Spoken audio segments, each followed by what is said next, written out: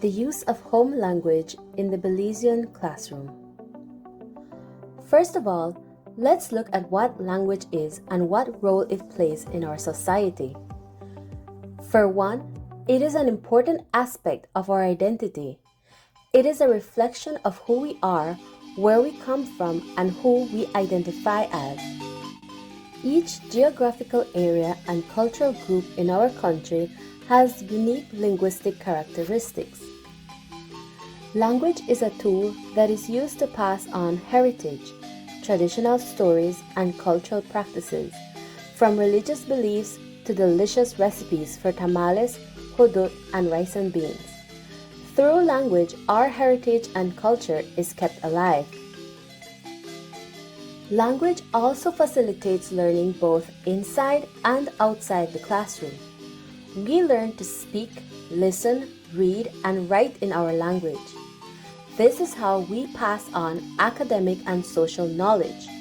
Language helps us to understand the world around us and allows us to understand complex situations and issues and come up with reasonable and strategic solutions to everyday challenges.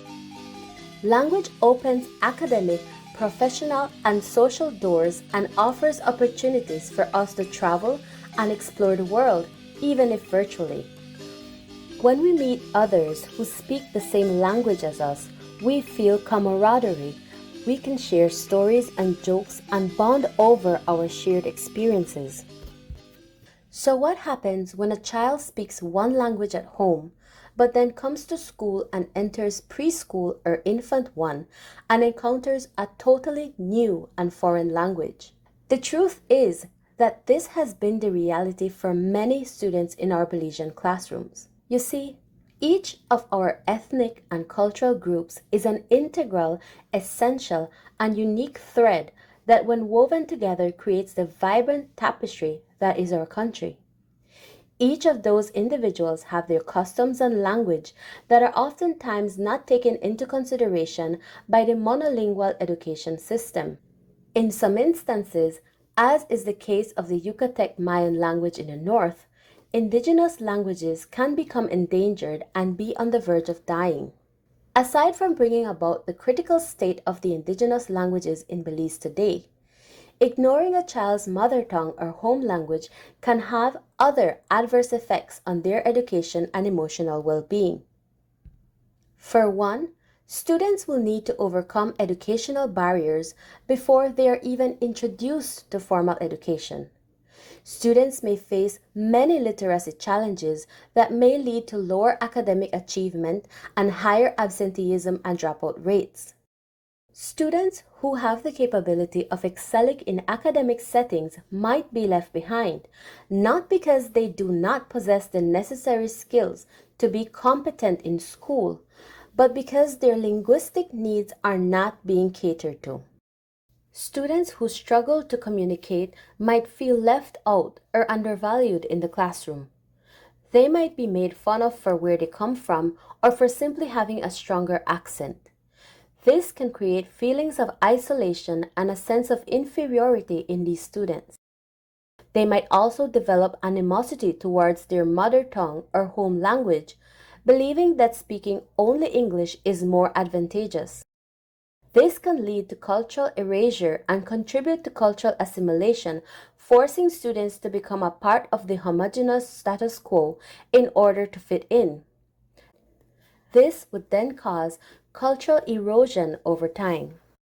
This can also lead to the weakening of generational bonds, since home languages are often the primary language children use to communicate with parents, grandparents, and extended family. However, if the education system disregards these languages in the classroom, children may lose fluency, which may in turn weaken family relationships. Consequently, there may be a disruption in the transmission of cultural values, stories, and heritage. When schools dismiss home languages, they also weaken the cultural presence of entire communities.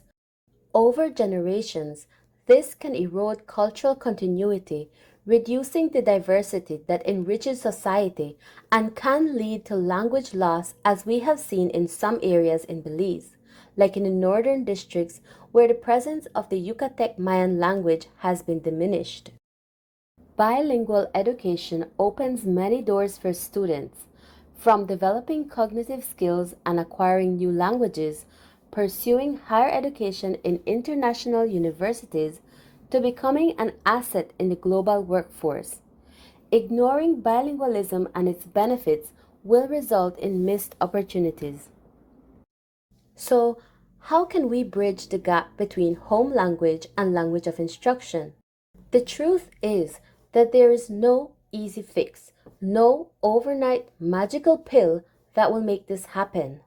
However, there are strategic, long term solutions that can be put in place to alleviate this challenge.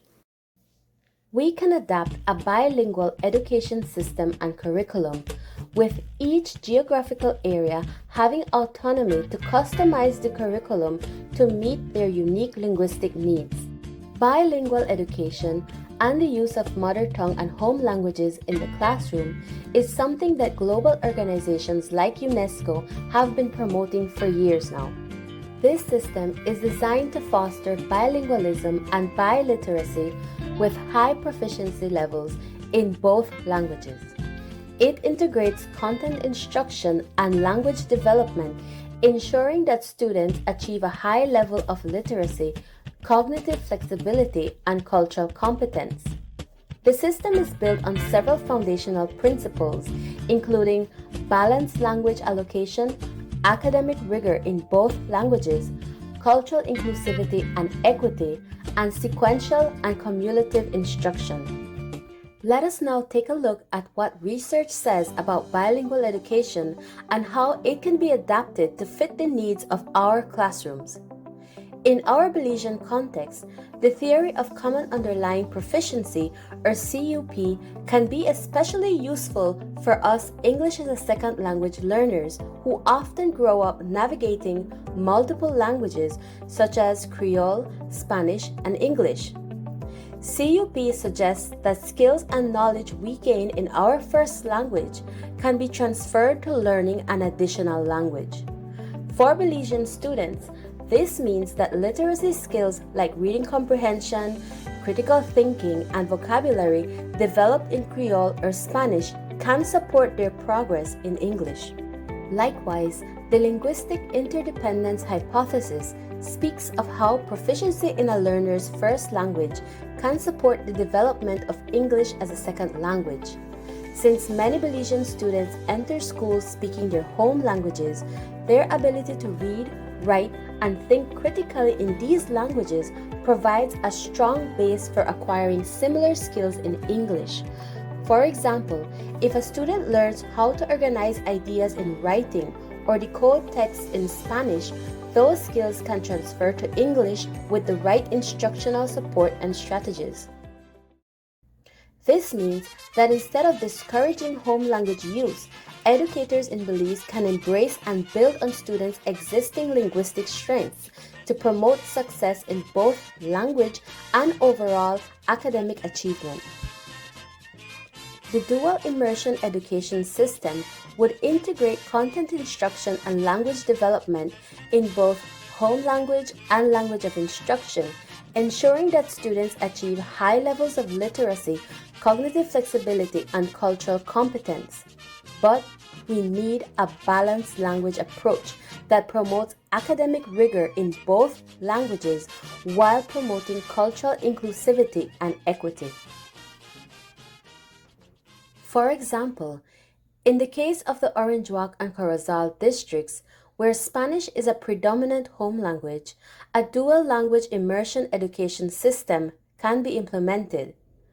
This education system is an instructional approach that aims to develop proficiency in two languages, typically one's native language, which in this case would be Spanish, and a partner language such as English, which is our official language. This means that students can be instructed 50% of the time in Spanish and the other 50% of the time in English, at least for the primary school years. In a church-state school, like those under the Catholic public schools management, That can mean an infant one teacher can teach math and language in English and teach other subjects like religion or spirituality, Belizean studies, and health education, just to name a few, in Spanish. This would foster bilingualism and biliteracy with high levels of proficiency in both languages. This would allow students to use the skills they already have in their linguistic repertoire to learn a new language. You see, students already have the language and comprehension skills they use to communicate in their home languages available to them. These skills only need to be honed so they can become fluent in their home language while acquiring a new language. But this needs to be done properly and strategically in a structured and research and evidence-based approach. Learning a new language for academic purposes, as we are expected to do in primary school from infant one, is often more difficult and takes longer than learning a language for social everyday interactions. This is because it requires mastering complex vocabulary used in academic settings, critical thinking skills, and formal structures beyond everyday communication. However, we need to be fully cognizant of all the challenges and implications that rolling out a bilingual education system entails. For one, we need clear policies and government support to ensure that our education system keeps living up to the educational standards we currently hold. Our curriculum also needs to be revamped so that we can include the different languages of our students. Each geographical area would need to be given autonomy so that they can personalize the curriculum to fit their needs. We also need to allocate funding and resources to be able to equip our schools with the necessary materials they will need, such as bilingual textbooks, bilingual visual aids, and bilingual workbooks. We also need to be able to give teachers the support that they will need. For one, the universities need to come on board so that the new teachers that are coming into the classroom get the proper training to be able to successfully implement this program. Teachers who are already in the classroom will need a lot of support and professional development so that we can get the pedagogy necessary to be able to do this without struggling and making it seem as if it's more work for us and causing burnout. Our teachers also need to be fully bilingual themselves and be able to be fluent in both English and the other language of instruction that will be adapted. This education system is not grounded only on language. There also needs to be strong community partnership so that the school can work with the community so that culture, customs, traditions, and not only academics is present in the classroom. A bilingual program in Belize needs to be grounded in equity to ensure that it is accessible to everyone, both in rural and urban schools. We must ensure that our indigenous speakers have this accessible to them so that we don't run the risk of widening the education and inequity gap. Lastly, there needs to be proper documentation, proper evaluation, and plans of actions developed to ensure that this program is sustainable. We must ensure that we have accountability and transparency to make sure that this program is something that is long-lasting. We need to stop seeing our home languages and mother tongues as barriers and see them as tools to preserve our heritage and to make connections to the wider globalized world. I firmly believe that it is time for Belize to take full autonomy of our education system and build a robust curriculum that takes into consideration our cultural realities and that of our children into account and provides accessible, relevant, and equitable education for all.